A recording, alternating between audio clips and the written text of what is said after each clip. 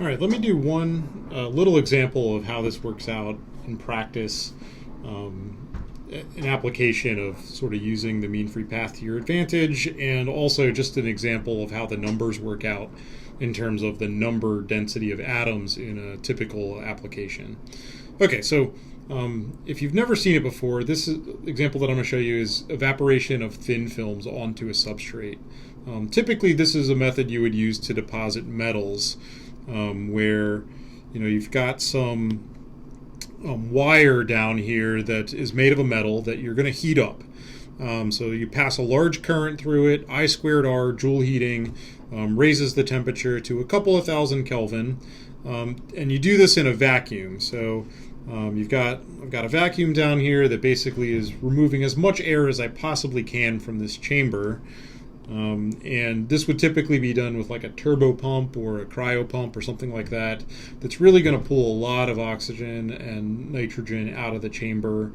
And basically the goal is to be able to evaporate. So like we're going to heat up the metal to the point where some of the molecules statistically just fly off due to their thermal energy. And what we'd like to do is we'd like to provide enough of a pathway for them to travel directly to the substrate that's up here. So the substrate is up here to catch the molecules, and basically the substrate will be at room temperature. When the metal molecules land on the substrate, they will freeze in place, and they'll accumulate to form a metal thin film of whatever material it is you were trying to deposit. So this is a really common way of depositing films like very thin films of gold, silver, platinum, aluminum. This would be a common way to deposit thin films onto a substrate.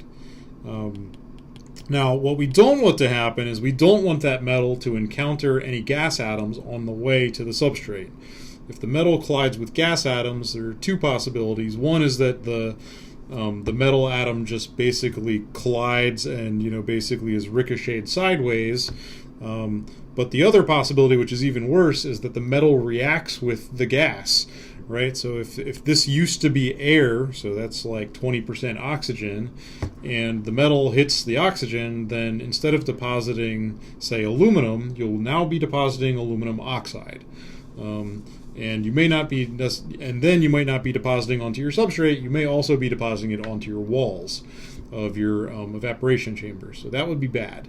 So let's calculate like what the typical situation is in an evaporator. So like, let me just pose a straw man question here, which is like, I've applied a large vacuum. How much air is actually still in that chamber? So what I'm going to do is I'm going to calculate the number of atoms number of gas atoms that would still be in that chamber even with the largest pump I can get. So here's what I'm going to do. So let's calculate. So the number of atoms. Let me not use a red one. Let me use a black one. What is the number of atoms that are still in that chamber? It's essentially the volume of the chamber. So a typical chamber would have a volume of approximately a cubic meter, maybe a little bit less, but the volume would be like a cubic meter. Oops. And the number density would be, well, P over kBT, right? P over kBT is the number density of atoms according to the ideal gas law. And if I'm using a reasonably large size pump, I can get to something like 1 e to the minus 5 pascals at room temperature.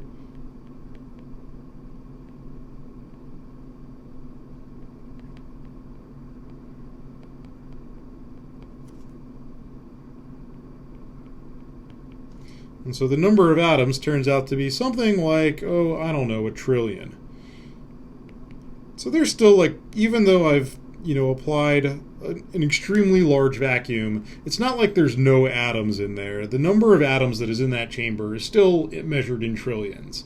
So, no matter how hard I vacuum, I can never actually remove all the molecules that are in there. That takes a pump of a completely different order of magnitude.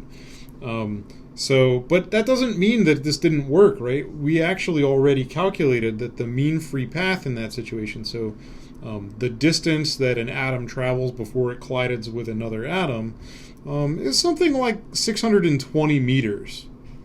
And the way we calculated that was by square root 2 pi d squared over p over kBt.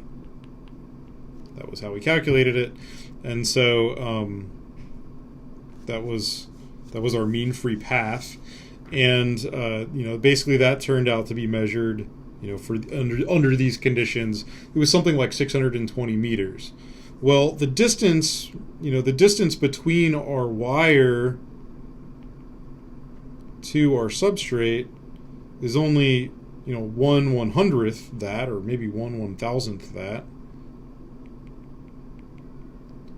If that's about half a meter, or let's call it 0.6 meters, then that implies that sort of the probability of hitting an atom, the probability of our